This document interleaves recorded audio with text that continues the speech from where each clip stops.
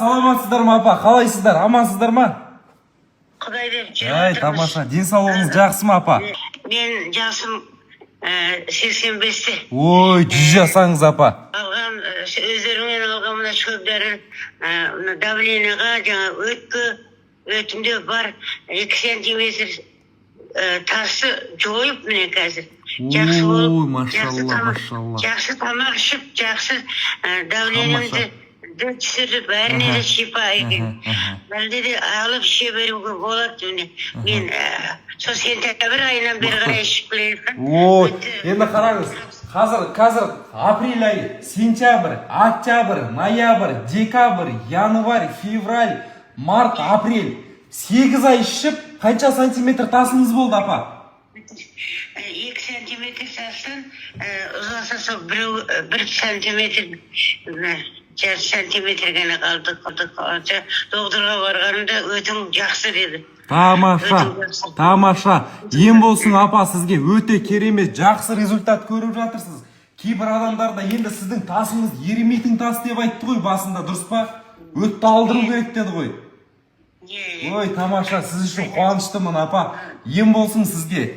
Құдай қаласа, сүйіншіңіз менен жоқ болып, тап-таза болған кезде, мен өзім мынау сізге тегін мынау шайды өзім сап жіберетін болам бұйырса. Өттің жоғынан любой тамақ ішіп жатыр. Ой, керемет апа. Керемет, жақсы. Тамаша. Мына менің шөберем ақшай ішіп жатыр, ақшай. 4 айлық. Шөлдебеді, берсек, ой, сылқытып жатыр. Жауырыны бөртіп кетіп еді ғой. Шілде суын жөнді жуындырмаған депті ғой білгіштер. Шілде жаңа 40-нан шығарғанда жөнді жумаған екен жауырынын. Ана көтеніне дейін жөндеп жумаған екен. Сояқтың бәрі бөртіп кеткен, қызарып. Со ақшай беріп жатырмыз. Сомен 4 айлық шөбереме ақшай беріп жатырмын. Ішіп жатыр менің Раянам. Бір жыл болды, осындай аллергия шығып, үстім аллергия шығады. Ай сайын құтырып шығып кетеді. 26 жаста, атым Жаңылсын, Жаңаөзен қаласынан болам. Укол алам, басылады. Бірақ ай сайын қайтадан қайталанып, сөйтіп бір жыл бойы осылай жағаласып келдім. Ешқандай зерттеген де жоқпын, зат істеген де жоқпын. Бірден шөп шай болған соң қызығып, февральда алып, март болды ма, бір ай почти бір ай ішіп, мен осындай күшті нәтижеге жеткеніме қуанышты болып отырмын. Үстіме ешқандай аллергия шыққан жоқ. Бұрын үстім тек құтырып кететін еді. Қазір тек азғантай беттерімде мынандай іздері қалып қойғандары қалып қойды. Себебі мен тырнағыммен қабығын алып тастайтын едім.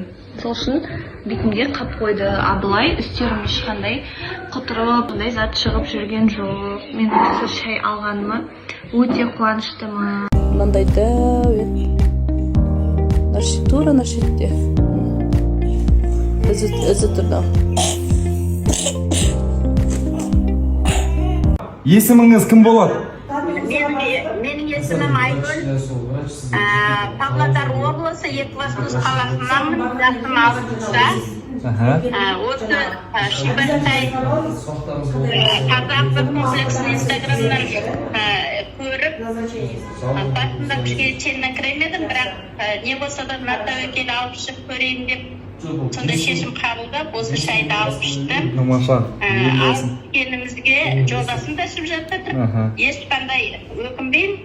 Тамаша. Осы неше жылдан бері осы өт жолындағы тас жылдан жылға өсіп жатыр. Дәрігерлердің дәрілерін ішіп жатырмын, бірақ та ешқандай көмек болмаған. Соны енді операцияға деп, ота жасату керек деп, неше жыл болды айтып жатқанына, ылғи дәрігерім кешке дейін сізге отасыз болмайды деп айтатын. Бірақ мен оған баруға ниетім болмайды. Бір Алланың бір өзі көмегі келер деген осы күн шығарып мені жеткізген.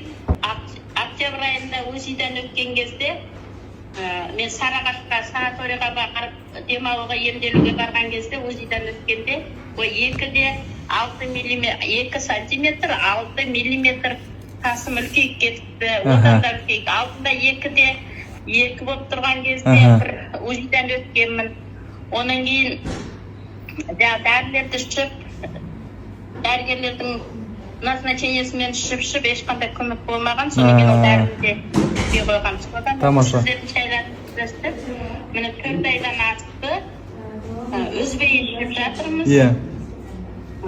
Қанша сантиметр қалды енді тасыңыз апа? Қанша сантиметр қалды енді тасыңыз апа? 2 сантиметр 2 миллиметр болып тұр қазір. Тамаша. 4 айда 4 миллиметрге Азайған, Бірақ тасыңыз ерімейді деген тас болған. ермейді бұны отасы. Тамаша. Отамен алмаса болмайды деп дәрігерлер солай. Тамаша. Тасын еріп жатыр екен. Тамаша. Ерімейді деген тас жоқ апа, ол қате түсінік ол. Барлығы ериді, уайымдамаңыз, ол ертең тағы да жалғастырып ше беріңіз. Тасыңыз жоқ болған кезде қайттан хабарласамыз, видео звонокпен сөйлесіп, сүйіншіңіз менен болады бұйырса, жақсы ма? Мен сіз үшін қуаныштымын.